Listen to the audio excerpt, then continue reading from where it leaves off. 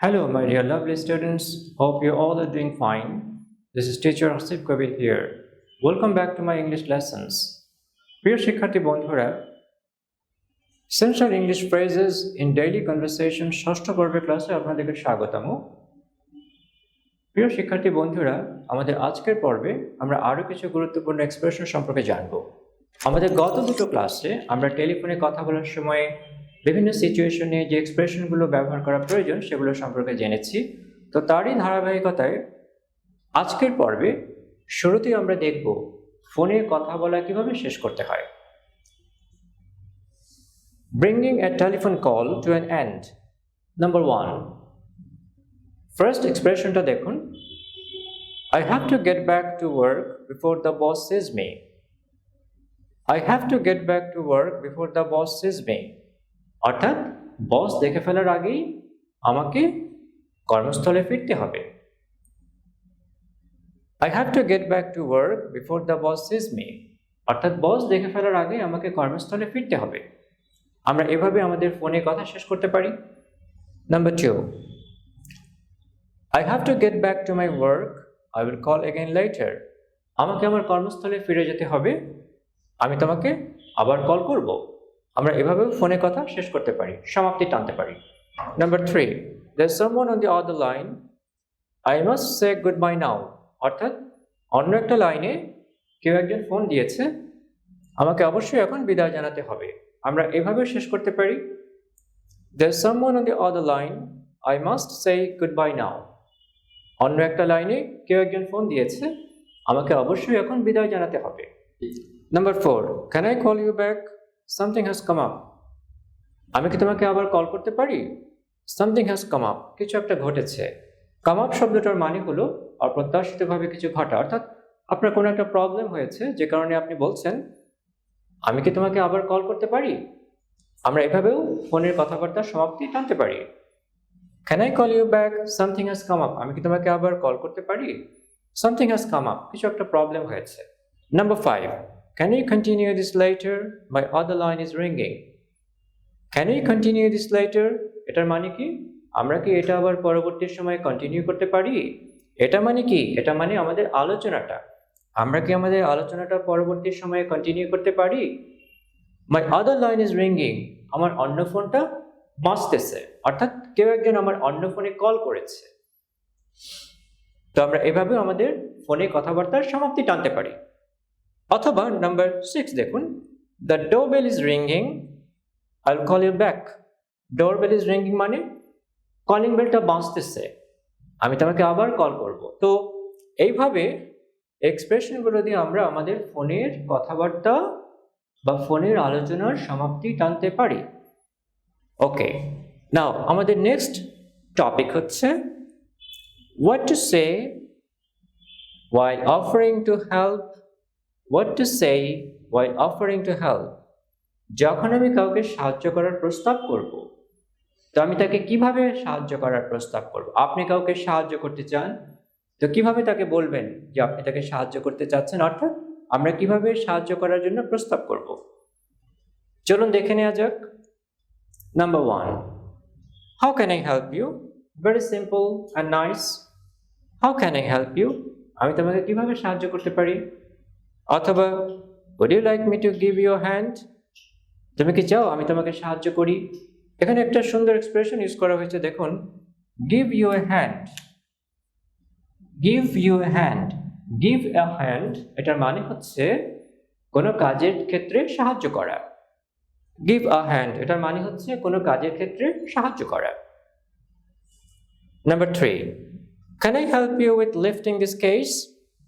আমি কি এই বাক্সটা ওঠানোর ব্যাপারে তোমাকে সাহায্য করতে পারি। Can I help you with lifting this case? Number 4. What can I do for you? What can I do for you? আমি তোমার জন্য কি করতে পারি। Number 5. Do you need any help? আপনার কি কোনো সাহায্য দরকার। Number 6. I'm here to assist. আমি এখানে আছি অ্যাসিস্ট করার জন্য। অ্যাসিস্ট মানে সাহায্য করা। আমি এখানে আপনাকে সাহায্য করার জন্য হাজির আছি। I am here to assist you. তো যখন আমরা কাউকে সাহায্য করার প্রস্তাব করব, আমরা এই এক্সপ্রেশনগুলো ব্যবহার করে তাকে সাহায্য করার প্রস্তাব করব। ওকে, নাও আমাদের নেক্সট টপিক হচ্ছে what to say while making an appointment. অর্থাৎ যখন আমরা কারোর সাথে অ্যাপয়েন্টমেন্ট করব তখন আমরা কিভাবে করব, কোন এক্সপ্রেশনগুলো ব্যবহার করব। Number 1, I'd like to make an appointment with doctor Kabir please. এখানে একটা কন্ট্রাকশন ব্যবহার করা হয়েছে আই অ্যাপোস্ট্রফি ডি। এটার পুরো ফর্ম হচ্ছে আই উড, ওটাকে আমরা কন্ট্রাকশন করেছি I'd. I'd I'd like to make an appointment with Dr. Kabir please। অর্থাৎ আমি ডক্টর কবিরের সাথে একটা অ্যাপয়েন্টমেন্ট ঠিক করতে চাই। Number 2, would you fix an appointment on Monday? আপনি কি সোমবারের জন্য একটি অ্যাপয়েন্টমেন্ট ঠিক করবেন? would you fix an appointment on Monday? আপনি কি সোমবারের জন্য একটা অ্যাপয়েন্টমেন্ট ঠিক করবেন? Number 3, are you available on Thursday? are you available on Thursday? আপনি কি বৃহস্পতিবার ফ্রি আছেন? Are you available on Thursday? আপনি কি বৃহস্পতিবার ফ্রি আছেন? আমরা একদম শুরুর দিকের ক্লাসগুলোতে যখন দিনের নামের উচ্চারণ প্র্যাকটিস করেছিলাম, আপনাদের মনে আছে? থার্সডে, এটার উচ্চারণ কি হবে? থার্সডে। ডে ডে হয়ে যাবে, কোনো শব্দের শেষে যখন এওয়াই থাকে তখন সে উচ্চারণ কি হবে? এই। সো আমরা এটাকে উচ্চারণ কি করব? থার্সডে। আর এখানে আর এর পরে কি আছে? এস, অর্থাৎ কনসোনেন্ট, সুতরাং আরটা উচ্চারণ হবে না, তাহলে এটার সঠিক উচ্চারণ কি হবে? থার্সডে। থার্সডে। তো নাম্বার 3তে আমরা এভাবে অ্যাপয়েন্টমেন্ট করতে পারি, are you available on Thursday? Are you available on Thursday? আপনি কি বৃহস্পতিবার ফ্রি আছেন? Next, can you meet on Friday? আমরা কি শুক্রবার সাক্ষাৎ করতে পারি? Number 5, could you please give me some time on next weekend? আপনি কি দয়া করে আমাকে নেক্সট উইকেন্ড অর্থাৎ সামনের ছুটির দিনে কিছু সময় দিতে পারবেন? তো আমরা এই এক্সপ্রেশনগুলো ব্যবহার করে অ্যাপয়েন্টমেন্ট ঠিক করতে পারি।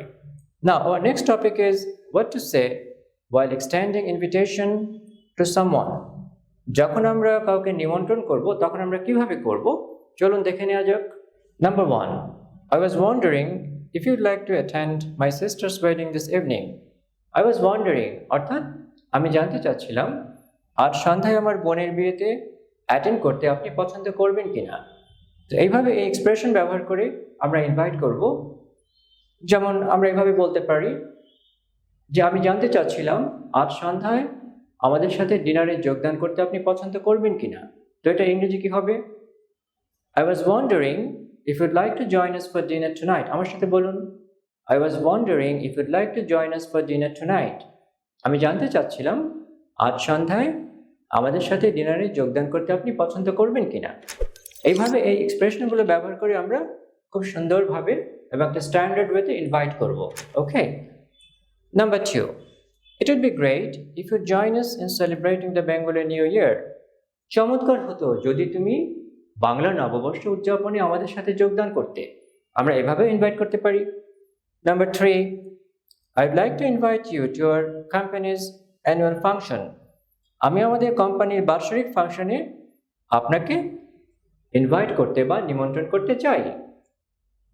Number 4, I'd love it if you could join me at the concert this Wednesday. আমি খুব পছন্দ করব যদি তুমি এই বুধবার কনসার্টে আমার সাথে যোগ দিতে পারো। তো আমরা এভাবেও কিন্তু ইনভাইট করতে পারি, ইনভিটেশন করতে পারি। Number 5, how about going to the festival together on Saturday. শনিবার ফেস্টিভ্যাল অর্থাৎ উৎসবে একসঙ্গে গেলে কেমন হয়। আমরা এভাবে হাউ এভার দিয়েও ইনভাইট করতে পারি। Number 6, do you feel like going out for dinner tonight. আজ রাতে ডিনারের জন্য বাইরে যেতে তুমি ইচ্ছা করো। আমরা ফিল লাইক এক্সপ্রেশনটা দিয়েও কিন্তু ইনভাইট করতে পারি। ফিল লাইক মানে হচ্ছে একটা নির্দিষ্ট সময় কিছু করতে পছন্দ করা, ইচ্ছা জাগা। যেমন do you feel like going for a walk, do you feel like going for a swim. Okay, তুমি কি সাঁতার কাটতে যেতে পছন্দ করো, তুমি কি হাঁটতে যেতে পছন্দ করো, মানে কোনো একটা সময়ে কোনো কিছু করতে চাওয়া, ইচ্ছা জাগা, তখন আমরা এই ফিল লাইক এক্সপ্রেশনটা ব্যবহার করি। Number 7, would you like to join us at the concert?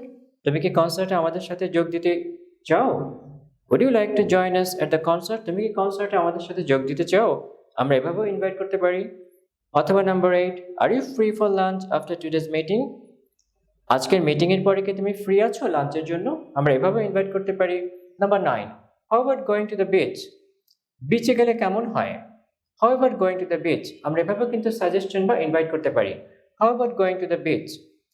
বিচে গেলে কেমন হয়? Number 10, will you come to the party Salim? Salim তুমি কি পার্টিতে আসবে? আমরা কিন্তু এভাবেও সিম্পলি উইল ব্যবহার করেও ইনভাইট করতে পারি। তো আমাদের নেক্সট টপিক হচ্ছে how to respond to an invitation.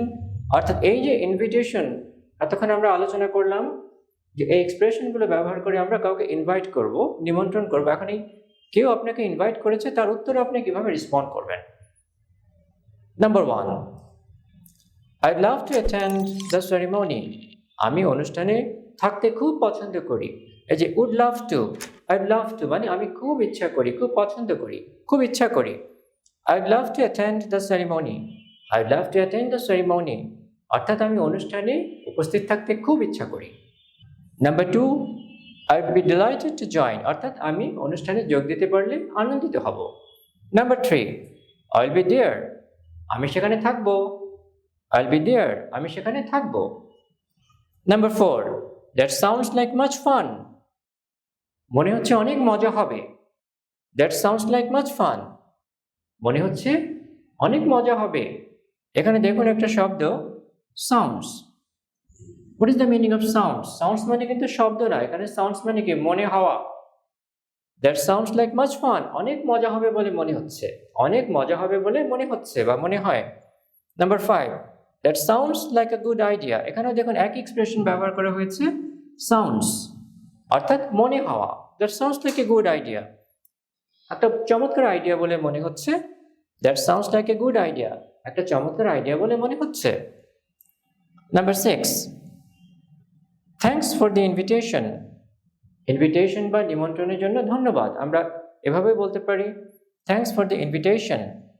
এখানে একটা প্রোনাউন্সিয়েশন লক্ষ্য করুন, সাধারণত বলা হয় invitation, but the correct pronunciation is invitation, in ভাই না, ইন ভি, ইনভিটেশন। তো আমরা যখনই এই শব্দটা উচ্চারণ করবো আমরা ইনভাইটেশন বলবো না, আমরা কি বলবো? ইনভিটেশন, ইন ভি নট ভাই, ইনভিটেশন। তো আমরা এভাবেও রেসপন্ড করতে পারি, thanks for the invitation. Number 7, sorry I am afraid I can't come, দুঃখিত আমি আসতে পারবো না। এখানে লক্ষ্য করুন, এখানে রেসপন্সটা নেগেটিভ, অর্থাৎ আমি আসতে পারবো না। তো এখানে একটা এক্সপ্রেশন ইউজ করা হয়েছে, দেখুন আই এম অ্যাফ্রেড। এই আই এম অ্যাফ্রেড শব্দটা আমরা কখন ইউজ করি? আই এম অ্যাফ্রেড মানে কিন্তু এখানে আমি ভীত সেটা নয়, বরং আমরা যখন কোনো রিকোয়েস্ট বা কোনো প্রপোজাল, কোনো প্রস্তাবকে ভদ্রভাবে প্রত্যাখ্যান করব, অর্থাৎ আমি সেই প্রস্তাবটা রাখতে পারবো না বা সেই রিকোয়েস্টটা রাখতে পারবো না, তখন আমরা আই এম অ্যাফ্রেড এক্সপ্রেশনটা ব্যবহার করব। Sorry I am afraid I can't come, দুঃখিত আমি আসতে পারবো না। অর্থাৎ কেউ আপনাকে রিকোয়েস্ট করলো বা কোনো বিষয়ে প্রস্তাব করলো, আপনি সেই রিকোয়েস্ট বা প্রস্তাব রাখতে পারবেন না, তখন আপনি পোলাইটলি অর্থাৎ ভদ্রভাবে না বলবেন কিভাবে? এই আই এম অ্যাফ্রেড এক্সপ্রেশনটা ব্যবহার করে। তো প্রিয় শিক্ষার্থী বন্ধুরা, আমাদের আজকের পর্বে আমরা আরও কিছু গুরুত্বপূর্ণ এক্সপ্রেশনের সাথে পরিচিত হলাম, যেগুলো আমাদের বাস্তব জীবনে প্রতিনিয়তই আমাদের কথাবার্তায় ভেরি ভেরি ইম্পর্ট্যান্ট। এবং এই এক্সপ্রেশনগুলো আপনারা কি করবেন? আপনাদের পরিবারের সদস্যদের সাথে, ফ্রেন্ড সার্কেলের সাথে রিপিটেডলি বারবার যখনই সুযোগ পাবেন এগুলো নিয়ে প্র্যাকটিস করবেন। তাহলে কি হবে? একদিকে যেমন মুখের জড়তা কাটতে থাকবে, অন্যদিকে I can assure you can speak fluent English. আপনাদের ফ্লুয়েন্সি ইনশাল্লাহ অনেক ডেভেলপ করবে। তো শিক্ষার্থী বন্ধুরা আমাদের সাথেই যুক্ত থাকবেন। Please don't forget to like and subscribe to my channel so you'll be notified every single time I post a video or I go live. Inshallah, I will see you soon for another topic. See you next time. Allah Hafiz.